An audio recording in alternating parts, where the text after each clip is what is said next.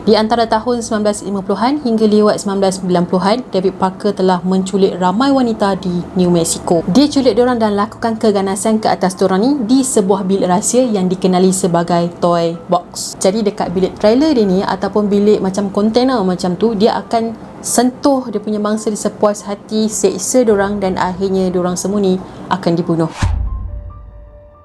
Pada satu hari iaitu 19 Mac 1999, ada seorang gadis yang bernama Cynthia, 22 tahun, tengah lepak dekat parking kereta. Masa dia tengah lepak ni, tiba-tiba datang seorang lelaki menyamar sebagai seorang polis dan tahan Cynthia ni, dan lelaki tu adalah David. Jadi Cynthia pun tanyalah kenapa tahan dia, apa salah yang dia dah buat kan. David pun cakap kesalahan Cynthia pada masa tu adalah dia apply nak kerja sebagai pekerja seks. Masa dia tengah blur-blur tu kan, si David ni telah memaksa dia untuk masuk ke dalam kereta dekat bahagian tempat duduk belakang. Lepas tu David pun telah drive kereta tadi dan menuju ke rumah trailer dia yang dia panggil sebagai toy box. Sampai dekat rumah tu, dia paksa Cynthia untuk masuk ke dalam rumah tadi dan dia ikat Cynthia dekat atas meja. Selama 3 hari berturut-turut, dia sentuh dan seksa Cynthia tanpa ada perasaan kemanusiaan langsung. David buat kerja jahat ni bukan seorang-seorang. Dia ada partner dia seorang lagi yang bernama Cindy Handy, aka dia punya girlfriend lah. So sepanjang Cynthia berada dekat rumah trailer tu, David dengan girlfriend dia ni telah seksa Cynthia dengan menggunakan rotan, kejutan elektrik dan juga alat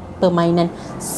Korang ambil faham lah kan. Ni tak nak mention dekat sini, nanti kena ban pula. Masa David tengah seronok belasah dia punya mangsa dia ni, pada masa yang sama dia akan rakam video juga. Lepas dah puas belasah apa semua ni, dia akan play balik video yang dirakam tu dan dia akan explain nasib Cynthia nanti ni akan jadi macam mana. Dia cakap dekat Cynthia yang dia adalah master dan dia punya girlfriend tu adalah mistress, yang mana mistress dia ni tak akan cakap dengan siapa-siapa melainkan David yang benarkan. Dia juga cakap yang Cynthia tak akan jumpa lagi dengan family dia sama macam yang lain, sebabnya dia akan bunuh Cynthia. Sampailah pada hari ketiga tu, si David ni tak ada dekat situ sebab dia keluar bekerja. Masa tu dia kerja sebagai seorang mekanik. And then kawan si David ni tak sengaja tertinggal kunci dekat atas meja. Jadi kunci tu dengan Cynthia tak jauh tau. Dan pada masa tu kan si Cynthia ni kena ikat, kena gari semua kan. Dia pun ambil lah peluang ni untuk cuba capai kunci tu supaya dia dapat buka kunci dekat tangan dia. Masa dia berjaya buka kunci tangan dia, kawan si David ni baru perasan dan dia cubalah nak halang Cynthia. So bergaduh lah diorang berdua ni. Tapi Cynthia tu sempat capai ice pick macam screwdriver tu dan terus tikam ke Cindy. Cynthia pun cepat-cepatlah berlari dari sana dalam keadaan tak pakai apa-apa langsung, cuma ada pakai collar dan juga rantai berkunci je masa tu. Dalam keadaan yang terdesak dan takut, dia pun main ketuk je pintu rumah orang sebab dia nak minta pertolongan. Nasib baiklah rumah yang dia pergi ketuk tu ada orang, dan orang itulah yang telah tolong Cynthia dan dia jugalah yang telah call polis. Tak lama lepas tu polis pun datang dekat situ dan tangkap David dengan kawan dia tadi. Bila diorang berdua disiasat dengan lebih mendalam, rupa-rupanya banyak sangat jenayah keji yang diorang dah buat selama ni, dan semuanya mula terbongkar satu persatu. Sebelum Nina cerita apa yang dia dah buat, Nina akan cerita latar belakang si David ni dulu.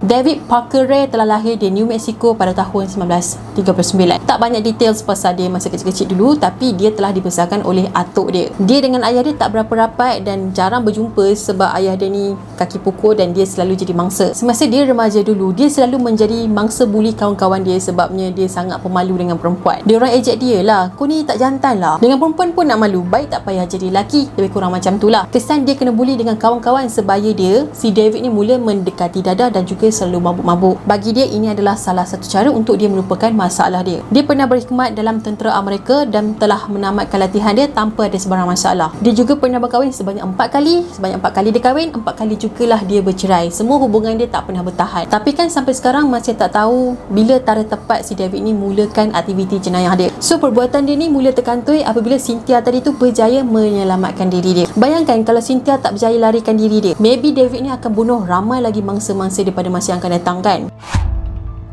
Selepas polis tangkap David, polis cuba mendapatkan waran untuk geledah dia punya rumah dan juga bilik trailer dia. Apa yang pihak berkuasa terjumpa dalam bilik trailer dia tu sangatlah mengganggu dan mengejutkan. Korang bayangkan dalam bilik trailer dia tu, dekat tengah-tengah tu ada macam kerusi macam dekat klinik sakit puan tu. Lepas tu dekat tengah-tengah kerusi, betul-betul dia punya atas dekat shieling tu dia pasang cermin. Jadi bila mangsa dia terbaring dan dongak ke atas, diorang ni boleh nampak tau apa yang si David dengan partner dia ni buat dekat mangsa dia. So kalau kau nak avoid macam mana pun. Kalau kau tak nak tengok tapi kau masih dapat tengok apa yang diorang buat kat kau dekat cermin atas. Dekat lantai pula, polis telah terjumpa rotan, tali, pengapit, pisau bedah, gergaji dan pelbagai jenis alat mainan.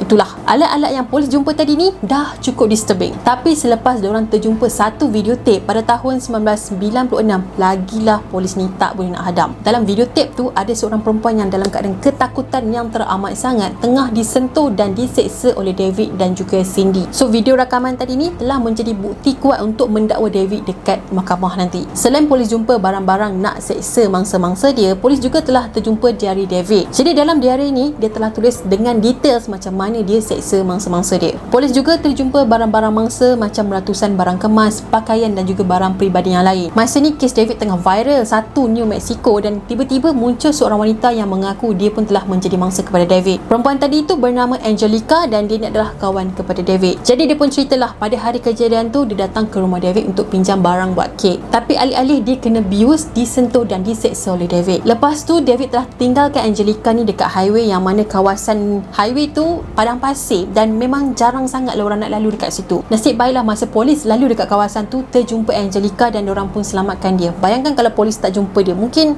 dia pun tak tahulah hidup ke tak kan. Lepas tu tak tahulah sama ada Angelica ni ada buat report polis ke tak, sebab memang tak ada update pasal kes ni dan that's why lah David tu masih tak kantoi-kantoi dan tak kena tangkap lagi. Kalau Angelica tu buat report, maybe David ditangkap dan tak ada lagi orang lain yang akan jadi mangsa. Dikatakan si David ni selalu bagi dadah dekat mangsa dia semasa dia tengah seksa dorang. Dadah yang dia guna ni kesan dia macam akan membuatkan mangsa dia tu tak ingat tau, macam ingat tak ingat apa benda yang terjadi dekat dia. Semasa Cindy dalam tahanan, dikatakan Cindy ni bagi kerjasama jugalah dekat polis. Itu pun sebabnya polis tekan dia berkali-kali barulah dia sanggup bagi kerjasama. Kalau ikut cerita Cindy, sebenarnya bukan Cindy seorang je yang terlibat dalam benda ni. Ramai yang terlibat untuk tolong David jayakan rancangan jenayah dia. Salah seorang yang terlibat adalah anak perempuan David sendiri guys, yang bernama Jessie Ray dan juga seorang lagi kawan dia yang bernama Dennis Roy. Lepas Roy kena tangkap, dia pun mengaku dia memang bersekongkol dengan David sebelum ni dan dia juga pernah bunuh seorang wanita yang bernama Mary Parker. Awal tu diorang culik dia, bius dan seksa dia selama beberapa hari. Yang seksa dia ni termasuklah anak perempuan si David tu juga. Akhirnya Roy ni telah cekik perempuan tu sampai mati pada tahun 1997. Selepas disiasat, rupa-rupanya perempuan yang dalam videotape yang dia nak cerita tadi tu sebenarnya masih lagi hidup. Jadi polis pun keluarkan dah maklumat pasal perempuan ni sebab diorang nak kesan dia dekat mana. So cerita dia bermula pada 24 Julai 1996. Kelly ni tengah bergaduh dengan suami dia tau. Lepas tu dia pun decide lah nak lepak dengan anak David dekat kolam. Kiranya dia nak berendah dalam kolam sambil minum-minum, nak release stress lah gitu. Tapi tiba-tiba anak David ni ada rancangan lain. Dia buat jahat dekat Kelly tu, diletak something dalam minuman Kelly membuatkan si Kelly ni pengsan. So Kelly pun telah dibawa ke rumah trailer milik David tadi dan diorang telah pakaikan dia kola anjing dan juga pakaikan tali sekali. Dekat rumah trailer ni lah David telah sentuh dan seksa dia selama 2 hari berturut-turut. Lepas tu David pun kelar leher dia, konon-konon nak bunuh lah, dan telah tinggalkan Kelly ni dekat tepi jalan dan dia yakin sangat yang Kelly tu memang akan mati. Tapi umur dia masih panjang dan Kelly ni survive. Bila si Kelly ni cerita dekat suami dia dan polis, diorang langsung tak percaya dekat dia tau. Suami dia siap tuduh Kelly ni curang dengan dia pada malam kejadian tu dan terus ceraikan isteri dia pada tahun yang sama. Sebenarnya Kelly ni kan telah diberi dadah yang membuatkan dia ingat tak ingat. So dia memang tak ingat dengan jelas apa yang terjadi sebenarnya, cuma dia dapat ingat yang dia telah disentuh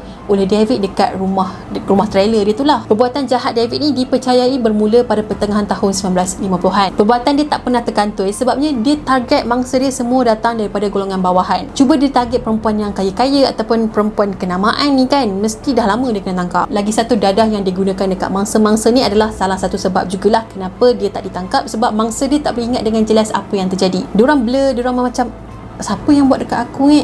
Alah, aku rasa macam benda tu betul-betul terjadi, tapi dia macam confused lah. So polis syak yang mangsa David ni sebenarnya memang dah ramai gila. Maybe dia dah pembunuh perempuan-perempuan ni lebih daripada 50 orang. Polis juga ke tempat yang dipercayai David telah membuang jasad mangsa-mangsa dia, tapi polis tak jumpa apa-apa pun bila diorang cari. Akhirnya David telah dijatuhkan hukuman penjara selama 224 tahun. Anak dia pula telah dijatuhkan hukuman penjara 9 tahun, manakala Cindy 36 tahun. So sekarang Cindy dengan anak David ni telah pun dibebaskan, tapi tak pastilah sama ada diorang ni masih hidup ke tak lagi. Manakala David pula telah mati dalam penjara sebab kena serangan jantung pada 28 Mei 2002 dan masa tu dia dah berusia 62 tahun. Walaupun pembunuh dah pun mati, pelaku-pelaku yang terlibat pun dah kena hukuman, tapi sebenarnya polis masih lagi aktif lah mencari mangsa-mangsa dia yang pernah tibat sebelum ni. Jelas sebab polis cari jasad-jasad mangsa dia pun polis tak jumpa kan. Jadi benda tu macam meninggalkan 1000 tanda tanya lah kepada polis. Jadi diorang masih lagi trace mangsa-mangsa dia yang kemungkinan diorang boleh dapat lah.